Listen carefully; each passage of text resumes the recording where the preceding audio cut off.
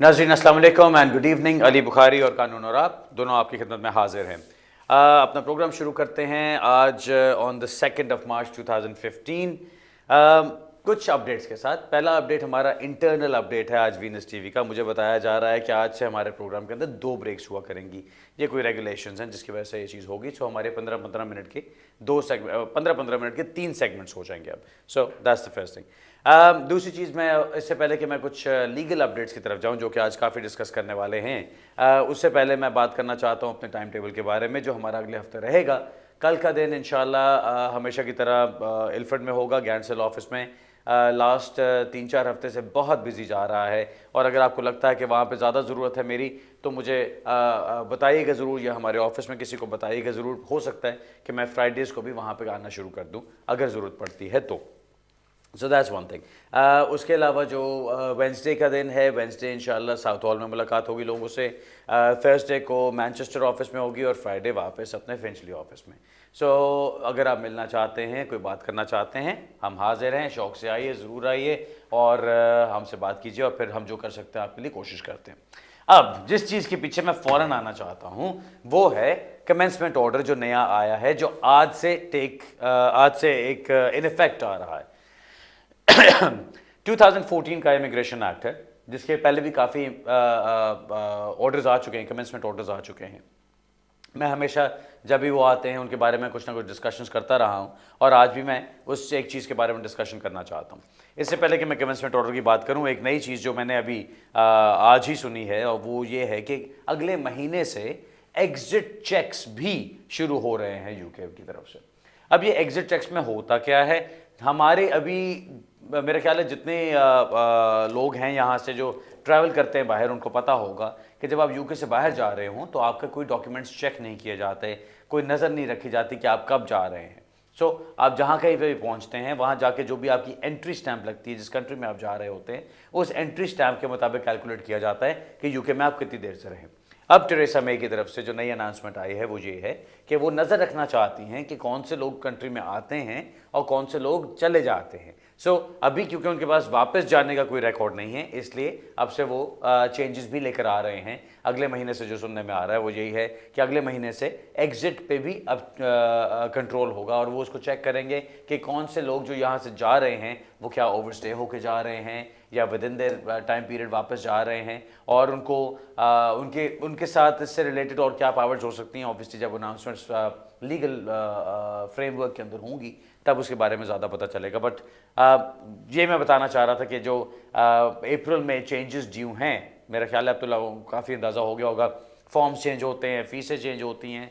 इस दफ़ा अप्रैल में जो चीज़ हो रही है, एक सबसे बड़ी वो आपकी शादियों का जो प्रोसेस है और प्रोसीजर है वो सारा चेंज हो रहा है।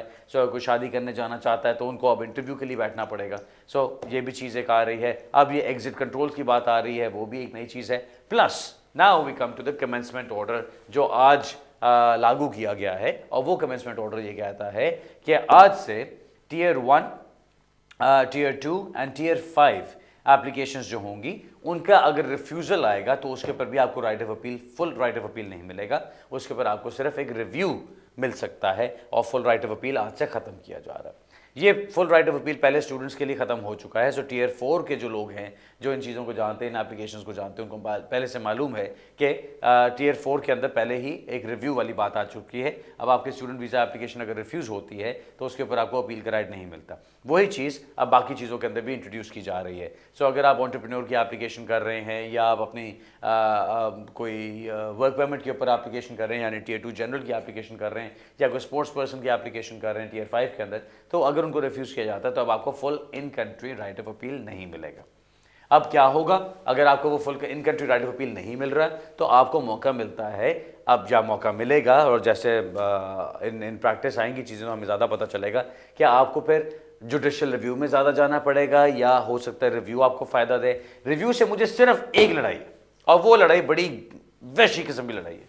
वो ये, अगर रिव्यू करवाना ही है तो किसी इंडिपेंडेंट बंदे से कराओ। आपका होम ऑफिस का एक और सिविल सर्वेंट बैठ के उसके ऊपर रिव्यू करेगा जो उसके किसी कॉलीग ने डिसीजन किया है। मुझे नहीं लगता कि वो रिव्यू के अंदर, मुझे कोई कॉन्फिडेंस नहीं आता उस रिव्यू के अंदर।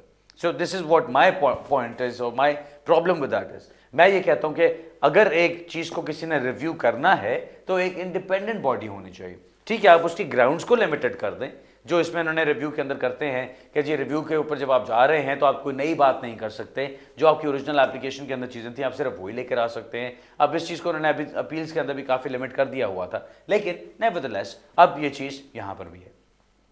इतलाक किन के ऊपर होगा? जो एप्लीकेशंस 2 मार्च यानी आज 2 मार्च 2015 के बाद की जाएंगी उनके ऊपर इनका इतलाक होगा। सो जो एप्लीकेशन आपकी पहले की जा रही हैं, जो पहले की जा चुकी हैं, अगर उनको रिफ्यूज किया जाता है तो उस पर आपको अभी भी अपील का राइट मिलना चाहिए जिस तरह पहले मिलता आ रहा था। या जो एप्लीकेशन आप आज के बाद की जा रही हैं उन एप्लीकेशन के ऊपर अगर आपको रिफ्यूजल होता है तो आपको अपील का राइट नहीं मिलेगा। ह्यूमन राइट्स की अपील से पहले बात कर चुके हैं कि वो अभी भी बरकरार हैं, उनको बरकरार रहना भी चाहिए। उसके अंदर सिर्फ जो एक क्वेश्चन मार्क आता है वो कहां पर आता है?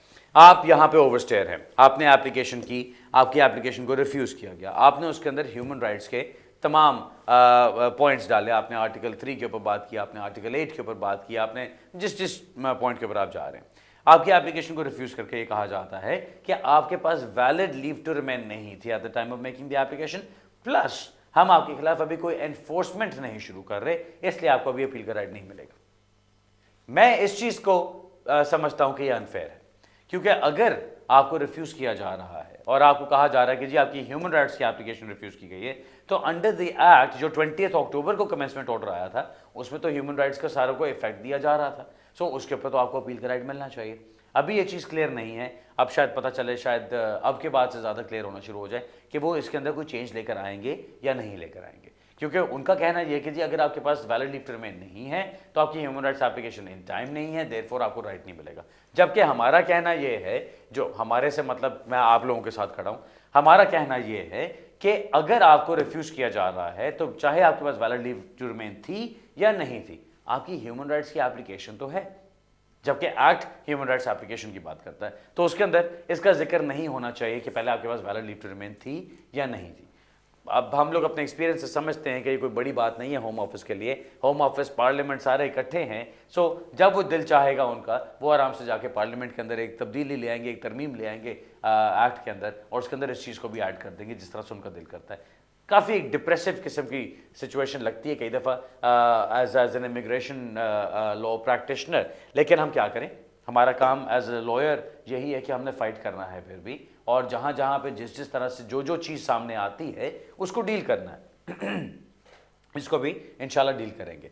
सिर्फ जो मैं एक और पॉइंट यहाँ पे अपील के बारे में कहना चाहता था, अगर आपके पास कोई भी एप्लीकेशन आपकी चल रही है और वो एप्लीकेशन या कोई भी आपकी लीव चल रही है, वो लीव खत्म होने से पहले अगर आप ह्यूमन राइट्स की एप्लीकेशन डालते हैं तो आपको 100% अपील का राइट उस पर मिलना चाहिए, क्योंकि वहाँ पे तो उनका कोई जवाब भी नहीं रहता कि वो आपको अपील का राइट ना दें। तो अगर वहाँ पे आपको लगता है किसी ऐसी सिचुएशन में कि आपको रिफ्यूज़ करके अपील का राइट नहीं दिया जा रहा है, तो आप डेफिनेटली उस चीज़ को चैलेंज करें, बल्कि किसी भी सिचुएशन में आपको नजर आए तो आप उस चीज़ को डेफिनेटली चैलेंज कीजिए, क्योंकि उस चैलेंज के बगैर आप कहीं पहुँच नहीं सकते। और अब उम्मीद जो है, मुझसे अक्सर लोग ये पूछ रहे होते हैं कि जी इलेक्शंस आ रहे हैं, कोई उम्मीद है जी, कोई हालात बेहतर हो रहे हैं?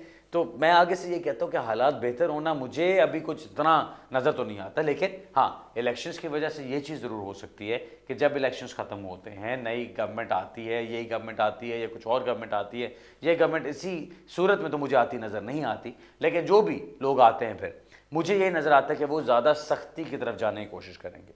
अब वो सख्ती क्या होगी अभी हमें नज़र आ रहा है, लेकिन जहाँ मेरी उम्मीद कायम है वो ये कि जब वो नई गवर्नमेंट फॉर्म होती है और उस गवर्नमेंट के साथ जो भी मेजॉरिटी होती है, जो कुछ भी चल रहा होता है, उस चीज़ के सामने जजेस खड़े हो सकते हैं। सो अगर एक सही सीधी साफ किस्म की नाइंसाफ़ी की जा रही है तो उस चीज़ के खिलाफ जजेस खड़े हो सकते हैं।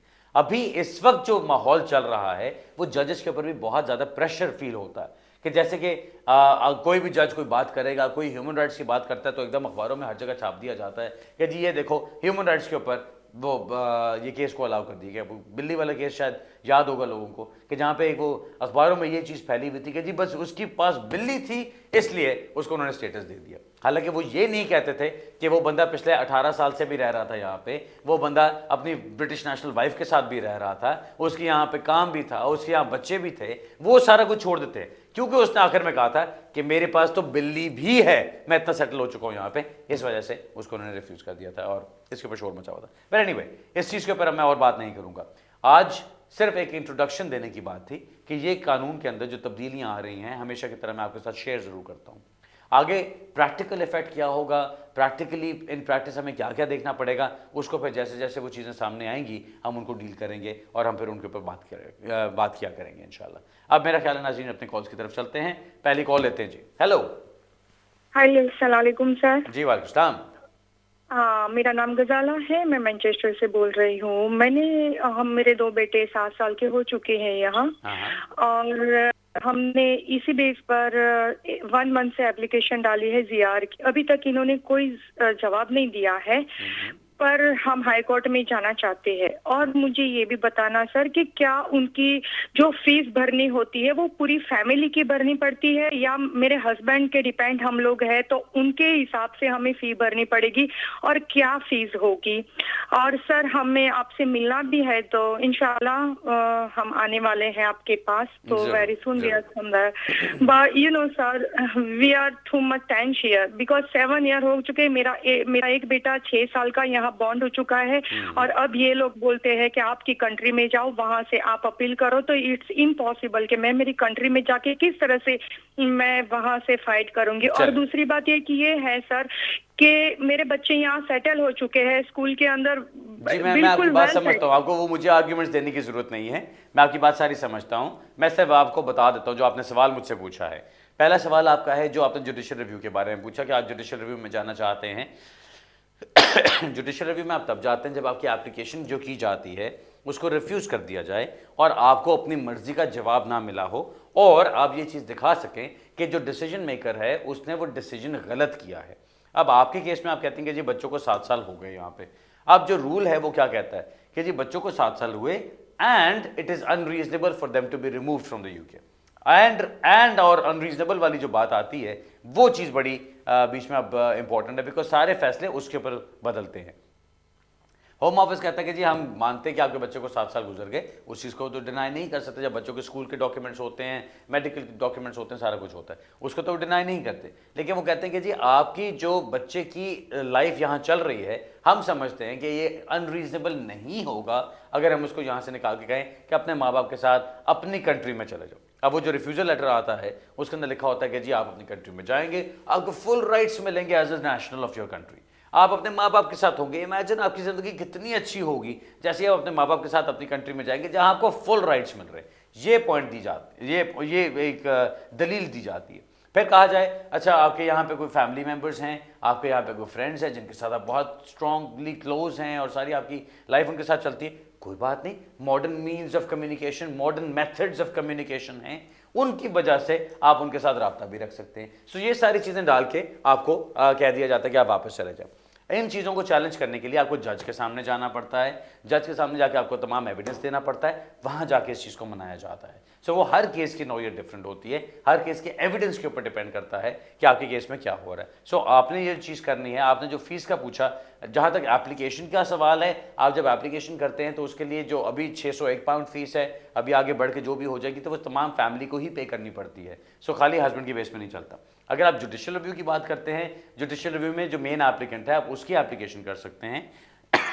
बाकी जो डिपेंडेंट्स होते हैं उनको आप साथ डाल सकते हैं, लेकिन उनकी आपको अलग फीसें देने की जरूरत नहीं होती। अगर जुडिशियल रिव्यू का फैसला आपके हक में हो जाता है तो फिर उसको भी आप लेके चल सकते हैं। ऑलराइट जी, best of luck with that. जो भी आपके केस में होता है मुझसे शेयर जरूर कीजिएगा। ओके नाज़रीन, अब मुझे बताया जा रहा है कि हमारी पहली ब्रेक का टाइम हो रहा है। पहली ब्रेक पे चलते हैं, थोड़ी सी देर में फिर वापस मिलते हैं।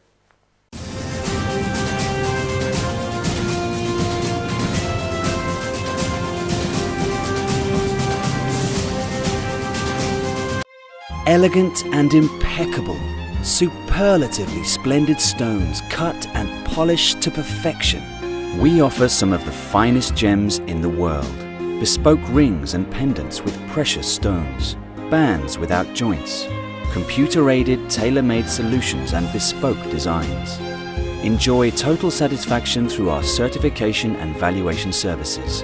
Prakash Gem Merchant and Jewellery. Discover the difference. Meet Bob and Doug, not the best at DIY. Bob's got Plumbing and Drainage Plus with HomeServe. And you can too, for just 50p a month in the first year. Call 0800 193 9999 by the 18th of April or visit homeserve.com. Bob will get an expert plumber from their national network at a time to suit him.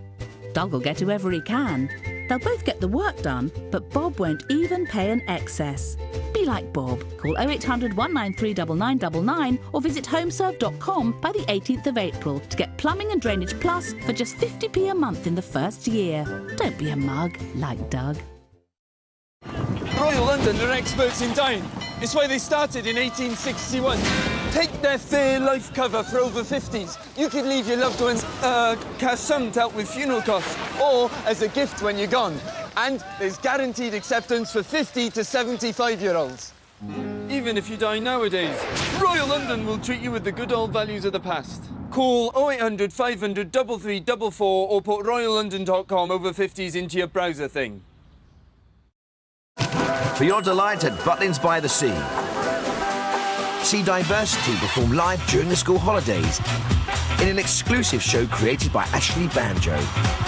Dream, believe, achieve with Diversity at Butlins. All for your delight and all part of the price. Short breaks with Diversity start at just £99 per person. Book yours today.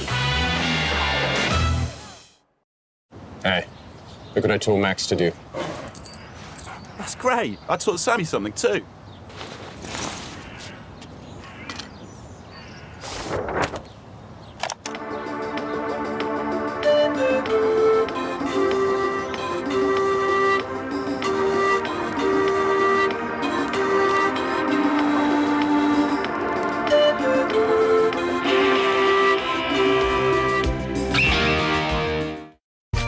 Perfect gift this Mother's Day at funkypigeon.com from just £4.99. I love it. Aww. Send a perfect gift at funkypigeon.com. Specially selected vegetables and richly spiced sauces with fluffy steamed rice. That's my delicious Uncle Ben's rice time. Begin with Ben. नमस्कार 20,000 साल से भारतवर्ष में प्रचलित है ज्योतिष शास्त्र। अथर्ववेद का छठा अंग ज्योतिष शास्त्र, भगवान नारायण का निर्मल नेत्र ज्योतिष शास्त्र, अज्ञान के अंधेरे में ज्ञान से रोशनी प्रकाश पैदा करता ज्योतिष शास्त्र। हर हफ्ते हर संडे मैं आपकी खिदमत में लेकर आऊंगा ज्योतिष शास्त्र।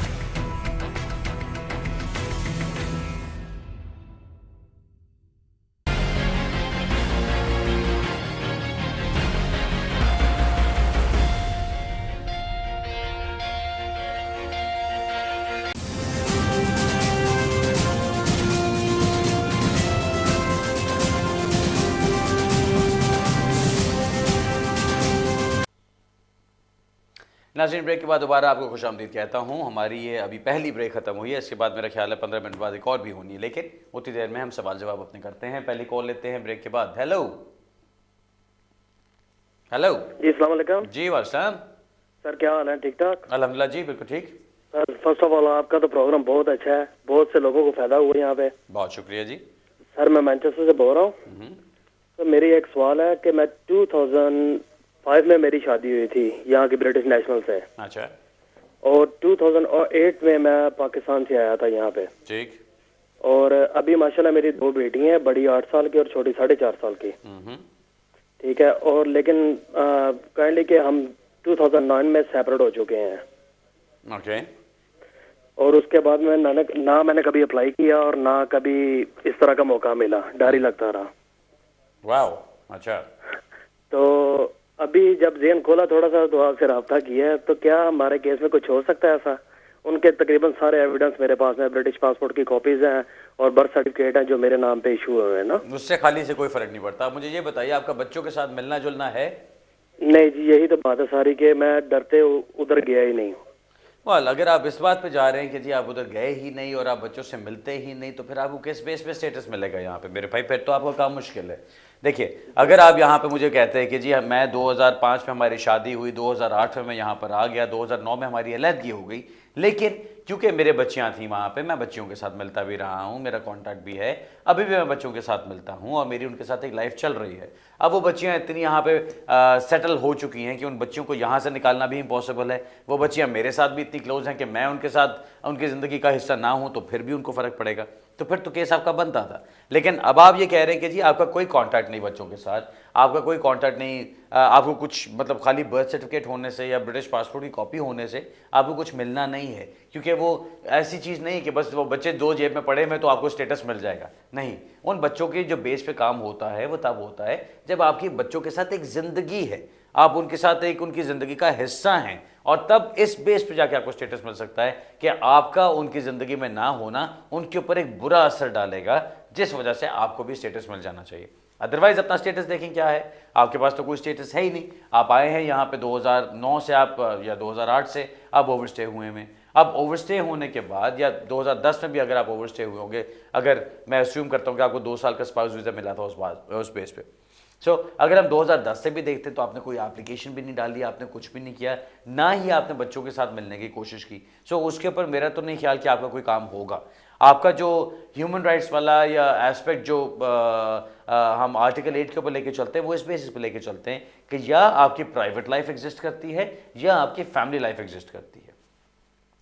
कई दफ़ा दोनों चीज़ें होती हैं। आपकी प्राइवेट लाइफ के अंदर तो कोई जान नहीं है, प्राइवेट लाइफ के अंदर कौन सा कानून अप्लाई होता है, या आपने 20 साल यहाँ पे गुजारे हों, या आपकी उम्र 18 और 25 साल के दरमियान और आपने आधी ज़िंदगी गुजारी हो यहाँ पे, या आपकी उम्र 18 से कम है और आपने 7 साल से ज़्यादा यहाँ पे गुजारे, या आपके लिए बहुत डिफ़िकल्ट होगा अपनी कंट्री में जाके वापस सेटल होना, जो वो सिग्निफिकेंट ऑब्स्टिकल्स की बात होती है। 20 साल आपको नहीं हुए, आधी ज़िंदगी आपने नहीं यहाँ पे गुजारी, चाहे आप 25 साल के नीचे भी हों, जो बाकी 18 से कम उम्र आपकी है नहीं, वरना आपने मुझे बता दिया होता अभी तक। और बात आखिर में आ जाती है कि जो आखिरी जो रूल है कि आपको सिग्निफिकेंट ऑब्स्टिकल्स आएंगे, अब वो सिग्निफिकेंट ऑब्स्टिकल्स क्या हैं या वो सिग्निफिकेंट डिफिकल्टीज क्या हैं आपके लिए, ऐसी तो कोई चीज़ आपने मुझे नहीं बताई, और ना ही मुझे कुछ आपके केस को सुन के अभी सिर्फ नज़र आ रहा है। सो प्राइवेट लाइफ के ऊपर तो केस नहीं बनता। जो आपकी फैमिली लाइफ की बात आती है वो सिर्फ तब चल सकती है अगर आपकी कोई पेरेंटल रिस्पॉन्सिबिलिटी अपने बच्चों के साथ चल रही है, अगर आपका उनके साथ राब्ता है, अगर आपका उनके साथ कॉन्टैक्ट है, अगर वो सब कुछ चल रहा हो तो आपके केस में बहुत जान पड़ सकती है, लेकिन ओवर टाइम। ये नहीं कि जी आपने अभी मेरा प्रोग्राम सुना, फोन बंद किया, जूते पहने तो फौरन पहुंचो जाके ठक ठक ठक मैं बच्चों से मिलने आया हूं, मैं बहुत मिस कर रहा हूं। ऐसे बात नहीं बनेगी, आपको वो चीज़ बनानी पड़ेगी, ओवर टाइम बिल्डअप करना पड़ेगा। हो सकता है आप बच्चों से मिलने की कोशिश करें तो आपकी वाइफ आपको ना मिलने दें, तो फिर आप क्या करेंगे, फिर आप कॉन्ट्रैक्ट के लिए कोशिश करेंगे, कॉन्ट्रैक्ट ऑर्डर के लिए अप्लाई करेंगे। अब कॉन्ट्रैक्ट ऑर्डर के लिए जब आप कोर्ट में जाते हैं, वहाँ पे भी जजेस ने देखना है या वहाँ पे सोशल सर्विसेज ने आके देखना है कि जी ये बाप है, अगर इतनी इसको मोहब्बत थी बच्चों के साथ तो इतने साल से क्यों नहीं मिला, इतने साल से इसने कोई बात क्यों नहीं की। अब अगर आपके पास कोई अच्छा रीज़न है तो आप वो रीज़न बताते हैं और फिर कहते हैं कि जी मेरी से गलती हुई, अब मैं दोबारा शुरू करना चाहता हूँ अपनी लाइफ अपने बच्चों के साथ, और मैं चाहता हूँ कि मैं उनकी ज़िंदगी का हिस्सा बनूँ। अब ये सारे डिफरेंट ऑप्शंस हैं, आपको क्या चीज़ सूट करती है, किस तरह सूट करती है, वो फिर आपके केस से मुताल्लिक ही बात होगी, और उसको ज़रा डिटेल में बैठ के, यहाँ पे वो जगह नहीं है कि हम उसके पर बात कर सकें। यहाँ पे ऑलरेडी मैं बहुत ज़्यादा बोलता हूँ, इसलिए मैं अभी ज़्यादा बोल गया, वरना मुझे अभी आपको ये भी नहीं करना चाहिए था, बिकॉज ये हम थोड़ा थोड़ा एडवाइस की रेंज में जा रहे हैं, जबकि मैं यहाँ पर आपको एडवाइस नहीं दे सकता, मैं आपको सिर्फ इन्फॉर्मेशन दे सकता हूँ। तो जो मैंने आपको एग्जाम्पल्स दिए हैं वो एग्जाम्पल्स उस चीज़ के बारे में हैं जिस तरह के केसेस के अंदर जान होती है। सो आपका केस उसके अंदर अभी नहीं आता, सो आई एम सॉरी, इसके अंदर तो मुझे नहीं नज़र आता। आप कोई और ऑप्शंस देख लीजिए, कहीं और यूरोप से जाके आप ट्राई कर सकते हैं, कहीं किसी वर्क परमिट पे आप बाहर जा सकते हैं, कोई आप इन्वेस्टमेंट करके जा सकते हैं, बहुत यूरोप के अंदर ऑप्शंस अवेलेबल हैं। अगर आप उस तरफ जाना चाहें तो ज़रूर रब्ता कीजिएगा, मैं आपको इसमें हेल्प आउट कर सकता हूँ। ऑलराइट सर, अगला सवाल लेते हैं जी। हेलो। हाँ जी, अस्सलाम वालेकुम।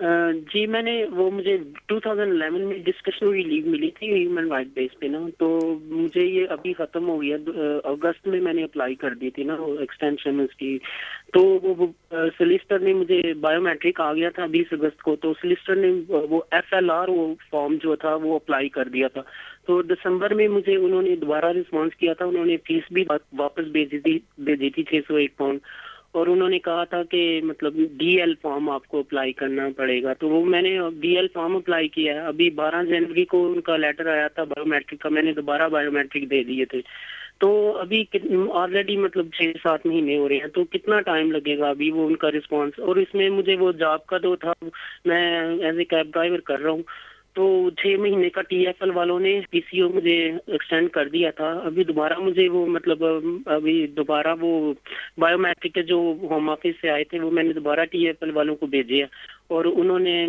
मतलब पता नहीं, अभी वो कहते हैं होम ऑफिस से पूछ के हम एक्सटेंड करेंगे। तो अभी तक होम ऑफिस का रिस्पांस भी नहीं आया। तो मुझे प्लीज बता दीजिए कि कितना टाइम लगेगा। आपने जो दूसरी DL फॉर्म भेजा वो कब भेजा था? वो मैंने दिसंबर को भेज दिया था, 12 दिसंबर। चलो अब आप गौर से सुनिए।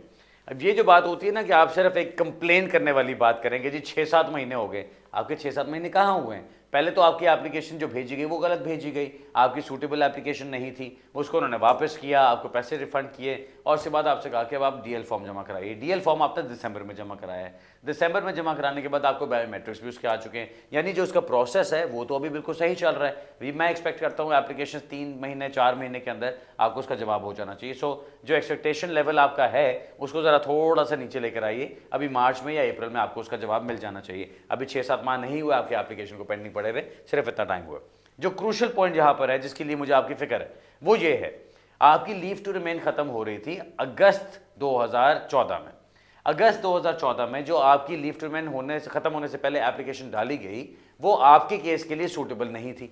आपको होम ऑफिस ने बताया कि नहीं जी आपको DL फॉर्म के ऊपर अप्लाई करना है। मुझे सिर्फ फिक्र ये है कि जब उन्होंने वो आपको एप्लीकेशन वापस की तो क्या उसमें उन्होंने ये कहा कि हम आपकी एप्लीकेशन रिजेक्ट कर रहे हैं और आपको नई एप्लीकेशन करनी पड़ेगी? जब आप नई एप्लीकेशन करते हैं तो क्या वो एप्लीकेशन इन टाइम कंसिडर की जाती है? क्योंकि अगर वो इन टाइम कंसिडर की जाती है आपकी पुरानी एप्लीकेशन, आपकी पुरानी लीव टू रिमेन के साथ, तो फिर तो आपके राइट टू वर्क भी अभी बहाल होगा और आपकी जो लीव टू रिमेन है वो भी अभी तक सेक्शन 3C की वजह से चल रही होगी। लेकिन अगर उन्होंने रिजेक्शन लगा के बीच में ये पॉइंट उठा लिया कि जी आपकी रिजेक्टेड एप्लीकेशन की वजह से आपकी लीव टू रिमेन वहाँ रुक गई, उसके 28 दिन के अंदर अंदर आपने नई एप्लीकेशन डाल दी, अब वो एप्लीकेशन अगर आपकी सक्सेसफुल हो जाती है तो हाँ हम इसको कंसिडर करते हैं, लेकिन अगर ये नहीं सक्सेसफुल होती, किसी वजह से हम इसको रिफ्यूज करते हैं, तो अपील का राइट भी नहीं देंगे। ये एक आपके लिए डिफिकल्टी हो सकती है। मैं आपको डराना नहीं चाहता, लेकिन क्या करूँ, आदत से मजबूर हूँ। जब बात करनी होती तो कोशिश करता हूँ कि पूरी बात करूँ। सो पूरी बात आपको बतानी इसलिए लाजमी थी कि आपको दोनों सूरत हाल पता होनी चाहिए कि क्या क्या हो सकता है। जो आपने अपना वो PCO लाइसेंस की बात की, उसके लिए आप यही करें कि जो एम्प्लॉयर्स हॉटलाइन है वहाँ पे वो फ़ोन करके पता कर सकते हैं। अब उसके ऊपर मेरा कोई इतना रद्दी भरा एतबार नहीं है। क्यों? बिकॉज हमने कई एप्लीकेंट्स ऐसे देखे हैं जिनके पास वैलिड लीव टू रिमेन मौजूद है या उनकी अपील्स पेंडिंग हैं, चल रही हैं, और उनको कह दिया जाता है कि नहीं जी इनके पास तो काम करना अलाउड नहीं है। अभी ऐसे भी मैंने मैटर्स देखे हैं जहाँ पे एप्लीकेशंस रद्द हो चुकी हुई हैं, ख़त्म हो चुकी हुई हैं, और वहाँ पे हमें जवाब मिल रहा है हाँ नो प्रॉब्लम, ये काम कर सकते हैं। सो वो एक ऐसी चीज़ है कि जिसको आप पूरा रिलाई उस पर नहीं कर सकते। अगर तो वो आपको कह देते हैं, आगे से आपके एम्प्लॉयर्स को कह देते हैं कि जी हाँ ठीक है इसको काम करना अलाउड है, आप इसको लाइसेंस रिन्यू कर दें, तो फिर तो कोई मसला नहीं है। लेकिन अगर वो किसी वजह से कहते हैं कि नहीं इसको काम करना अलाउड नहीं है, तो उनके पीछे पढ़ के ज़रूर चेक कीजिए कि क्यों अलाउड नहीं है, क्योंकि आपकी रिप्रेजेंटेशन तो यही कहेंगी कि नहीं जी मेरी तो अपील पेंडिंग है या मेरी एप्लीकेशन पेंडिंग है, क्योंकि मैंने तो अपनी एप्लीकेशन इस डेट को डाल दी थी। अब उसके बाद आपने FLR की बजाय DL फॉर्म मंगवा लिया। आपने आर्ग्यू इस चीज़ के ऊपर करना है कि आपने एप्लीकेशन डालने में गलती नहीं की, आपने उसकी टाइमिंग में गलती नहीं की, आपका एक फॉर्म डिफरेंट था। अगर फॉर्म डिफरेंट है, उसी फॉर्म की वेरिएशन भी हो सकती थी जो कि आपके केस में हो जानी चाहिए थी, और उसको उसी वेरिएशन की तरह से कंसिडर किया जाना चाहिए। सो मैं उम्मीद ये रखता हूं कि कोई इंसान का बच्चा आपकी एप्लीकेशन को देख रहा होगा और उसने ये देखा होगा कि इसने पहले सही एप्लीकेशन की थी, फॉर्म दूसरा इस्तेमाल करना था। फॉर्म जब इसने बायोमेट्रिक्स के बाद जब हम इसको स्टेटस दें तो कहीं पे कोई गैप नहीं होना चाहिए। और अगर इसी चीज़ को उन्होंने सिस्टम के अंदर अपने डाला हुआ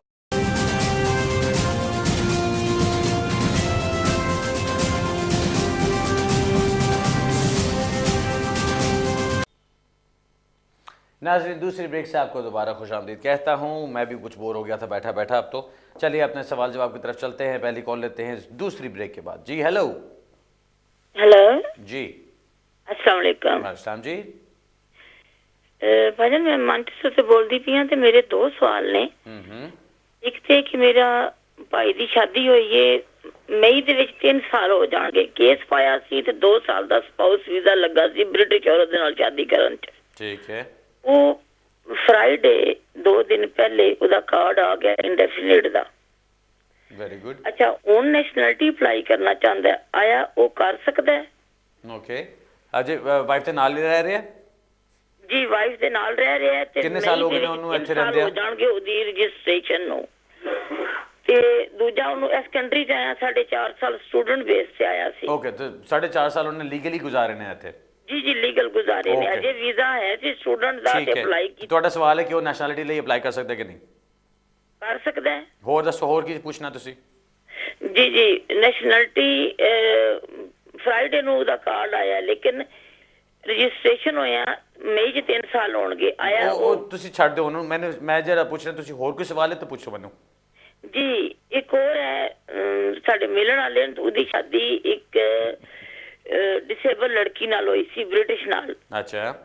ਤੇ ਉਹਦਾ 1.5 ਸਾਲ ਜਨਵਰੀ ਚ ਪਹਿਲੇ ਕੇਸ ਗਿਆ ਸੀ, ਫਿਰ ਉਹਨਾਂ ਨੇ ਰਿਫਿਊਜ਼ ਕੀਤਾ, ਫਿਰ ਦੁਬਾਰਾ ਉਹੀ ਕੇਸ ਖੁਲਾਇਆ ਗਿਆ ਲੇਕਿਨ ਅਜੇ ਤੱਕ ਕੋਈ ਜਵਾਬ ਨਹੀਂ ਆਇਆ। 1.25 ਸਾਲ ਹੋ ਗਿਆ। ਓਕੇ ਚਲੋ ਜੀ, ਉਹ ਦੂਸਰੇ ਸਵਾਲ ਦਾ ਤਾਂ ਮੈਂ ਤੁਹਾਨੂੰ ਕੋਈ ਜਵਾਬ ਨਹੀਂ ਦੇ ਸਕਦਾ ਕਿ ਉਹਨਾਂ ਨੇ ਜਵਾਬ ਨਹੀਂ ਕੋਈ ਭੇਜਿਆ। ਓਬਵੀਅਸਲੀ ਕੋਈ ਲੀਵ ਟੂ ਰਿਮੇਨ ਹੋਏ ਤੇ ਤੁਸੀਂ ਐਪਲੀਕੇਸ਼ਨ ਕਰਦੇ ਹੋ ਤੇ ਫਿਰ ਉਹਦਾ ਕੋਈ ਸੈੱਟ ਟਾਈਮ ਵਿੱਚ ਜਵਾਬ ਆ ਜਾਂਦਾ ਹੈ। ਅਗਰ ਨਹੀਂ ਹੁੰਦੀ ਤੇ ਤੁਸੀਂ ਰੀਕਨਸੀਡਰੇਸ਼ਨ ਰਿਕੁਐਸਟ ਕਰਦੇ ਹੋ ਜਾਂ ਕੋਈ ਫਰੈਸ਼ ਲਿਮ ਕਰਦੇ ਹੋ ਤਾਂ ਉੱਥੇ ਜ਼ਿਆਦਾ ਟਾਈਮ ਲੱਗ ਸਕਦਾ ਹੈ। ਤੇ ਉਸ ਦਾ ਤਾਂ ਮੈਂ ਤੁਹਾਨੂੰ ਜਵਾਬ ਨਹੀਂ ਦੇ ਸਕਦਾ ਕਿ ਕਿੰਨਾ ਟਾਈਮ ਲੱਗੇਗਾ। ਉਹ ਬੈਸਟ ਚੀਜ਼ ਆਈ ਹੈ ਕਿ ਅਗਰ ਤੁਸੀਂ ਸਮਝਦੇ ਹੋ ਕਿ ਜੀ 1.5 ਸਾਲ ਹੋ ਗਿਆ ਤੁਹਾਨੂੰ ਕੋਈ ਜਵਾਬ ਹੀ ਨਹੀਂ ਆ ਰਿਹਾ, ਤੁਸੀਂ ਆਪਣੇ ਲੋਕਲ ਐਮਪੀ ਦੇ ਕੋਲ ਚਲੇ ਜਾਓ, ਉੱਥੇ ਜਾ ਕੇ ਕਹੋ ਕਿ ਜੀ ਇਹ ਸਾਰੀ ਸਿਚੁਏਸ਼ਨ ਹੈ, ਡਿਸੇਬਲਡ ਲੜਕੀ ਨਾਲ ਸ਼ਾਦੀ ਹੋਈ ਹੈ, ਇਹ ਡਿਫਿਕਲਟ ਸਿਚੁਏਸ਼ਨ ਵਿੱਚ ਰਹਿ ਰਹੇ ਨੇ ਤੇ ਤੁਸੀਂ ਜ਼ਰਾ ਕੋਈ ਮਦਦ ਕਰੋ ਇਹਦਾ ਫੈਸਲਾ ਕਰਾਉਣ ਲਈ। ਐਮਪੀ ਤੁਹਾਡੀ ਸਿਫਾਰਿਸ਼ ਨਹੀਂ ਕਰ ਸਕਦਾ ਕਿ ਤੁਹਾਨੂੰ ਸਟੇਟਸ ਦੇਵੇ, ਲੇਕਿਨ ਐਮਪੀ ਇਹ ਜ਼ਰੂਰ ਸਿਫਾਰਿਸ਼ ਕਰ ਸਕਦਾ ਹੈ ਕਿ ਤੁਹਾਡੇ ਕੇਸ ਦਾ ਫੈਸਲਾ ਜਲਦੀ ਕੀਤਾ ਜਾਏ ਤਾਂ ਕਿ ਆਰ ਜਾਂ ਪਾਰ ਜੋ ਵੀ ਤੁਹਾਨੂੰ ਪਤਾ ਚੱਲਣਾ ਹੈ ਇੱਕ ਗੱਲ ਪਤਾ ਚੱਲੇ ਤਾਂ ਤੁਸੀਂ ਅੱਗੇ ਕੰਮ ਚਲਾਓ ਆਪਣਾ। ਜਿਹੜਾ ਤੁਸੀਂ ਤੁਹਾਡਾ ਪਹਿਲਾ ਸਵਾਲ ਸੀ ਕਿ ਜੀ ਮਈ 2012 'ਚ ਸ਼ਾਦੀ ਹੋਈ ਹੈ ਤੇ ਉਹਨੂੰ ਇੰਡੈਫੀਨਿਟਲੀ ਵੀ ਹੁਣ ਮਿਲ ਗਈ ਹੈ, 4.5 ਸਾਲ ਉਹਨੂੰ ਹੋ ਗਏ ਨੇ ਇੱਥੇ ਰਹਿੰਦੇ ਆ ਲੀਗਲੀ, ਹੁਣ ਉਹ ਨੈਸ਼ਨੈਲਿਟੀ ਲਈ ਅਪਲਾਈ ਕਰ ਸਕਦਾ ਕਿ ਨਹੀਂ? ਬਿਲਕੁਲ ਕਰ ਸਕਦਾ ਹੈ। ਉਹਨੂੰ ਪਿਛਲੇ 2 ਦਿਨ ਪਹਿਲੇ ਵੀ ਅਗਰ ਇੰਡੈਫੀਨਿਟਲੀ ਮਿਲੀ ਹੈ ਤੇ ਉਹ ਫੌਰਨ ਅਪਲਾਈ ਕਰ ਸਕਦਾ ਬਿਕੋਜ਼ ਇਹ ਜਿਹੜੀ ਉਹਨੂੰ ਇੰਡੈਫੀਨਿਟਲੀ ਮਿਲੀ ਹੈ ਉਹ ਉਹਨੂੰ ਮਿਲੀ ਹੈ ਸ਼ਾਦੀ ਦੀ ਬੇਸ ਤੇ। ਤੇ ਸ਼ਾਦੀ ਦੀ ਬੇਸ ਤੇ ਜਦੋਂ ਮਿਲਦਾ ਹੈ ਤੇ ਬੀਵੀ ਨਾਲ ਰਹਿ ਰਹੀ ਹੁੰਦੀ ਹੈ ਤੇ ਫਿਰ ਤੁਸੀਂ 3 ਸਾਲ ਬਾਅਦ ਅਪਲਾਈ ਕਰ ਸਕਦੇ ਹੋ।